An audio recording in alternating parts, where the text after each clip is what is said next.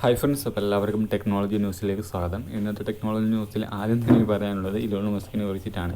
Elon Musk അദ്ദേഹത്തിൻ്റെ പുതിയ ഒരു സോഷ്യൽ മീഡിയ ആപ്പ് ലോഞ്ച് ചെയ്യാനുള്ള ഒരു പ്ലാനിങ് ആണ്. എന്നാൽ പക്ഷേ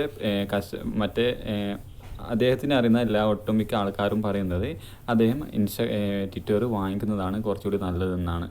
അതിൻ്റെ ഗൗരവം നിങ്ങൾക്ക് മനസ്സിലായി കാണും.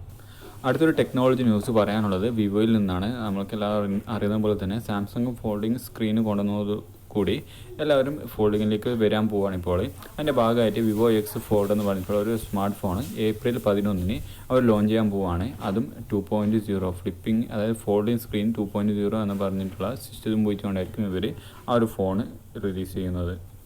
അടുത്തൊരു ടെക്നോളജി ന്യൂസ് പറയാനുള്ളത് OnePlus ബഡ്സ് പ്രോയെ കുറിച്ചാണ്.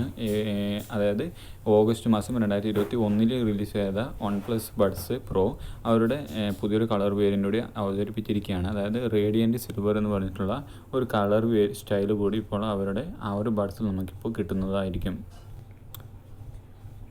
അപ്പോൾ നിങ്ങളൊരു വിവോ യൂസർ ആണെങ്കിൽ, നിങ്ങളൊരു പുതിയൊരു പ്രീപെയ്ഡ് പ്ലാന് റീചാർജ് ചെയ്യാൻ പോവുകയാണെങ്കിൽ നിങ്ങൾക്ക് നല്ലൊരു ഓഫർ കൂടിയുണ്ട്. അതായത് ഡിസ്നിയുടെ ഹോട്ട്സ്റ്റാർ ആയിട്ടുള്ള OTT പ്ലാറ്റ്ഫോം നമുക്കൊരു വർഷത്തോളം സബ്സ്ക്രിപ്ഷനായിട്ട് VI ഓഫർ ചെയ്യുന്നുണ്ട്.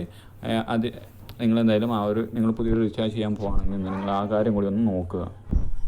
അടുത്തൊരു ടെക്നോളജി വാർത്ത പറയാനുള്ളത് സാംസങ് ഗാലക്സിയുടെ M33 എന്ന് പറഞ്ഞിട്ടുള്ള 5G സ്മാർട്ട് ഫോണ് ഈ മാസമല്ല, അടുത്ത മാസം ഏപ്രിൽ 2 ലോഞ്ച് ചെയ്യാൻ പോകുന്നത്.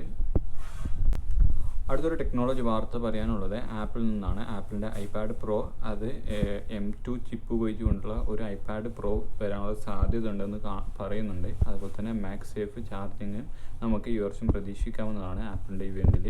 എന്നാണ് ഇവൻ്റ് എന്ന് അറിയില്ല. ആ ഒരു ഇവൻറ്റിൽ ചിലപ്പോൾ ഈ 2 കാര്യം വരാനുള്ള സാധ്യതയുണ്ട്.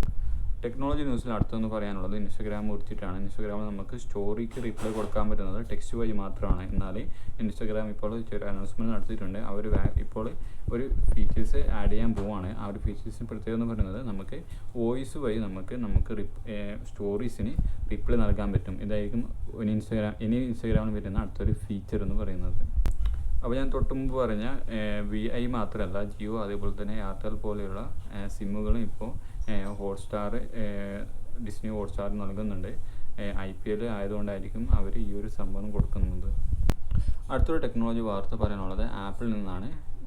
അമേരിക്കയിലെ ഏറ്റവും വലിയ കമ്പനിയായിട്ടുള്ള ആപ്പിൾ അവരുടെ 3D സിറ്റി വ്യൂസ് ഇപ്പോൾ നമുക്ക് കാനഡയുടെ ഒരു 3D സിറ്റി വ്യൂ നമുക്ക് കാണാൻ പറ്റും. അതായത് സാധാരണ കാണുന്ന മാപ്പ് പോലെ അല്ലാത്ത 3Dയിൽ നമുക്ക് മാപ്പ് കാണാൻ പറ്റും. ഇതിൻ്റെ പോലെ ഒരു പ്രത്യേകത എന്ന് പറയുന്നത് നമുക്ക്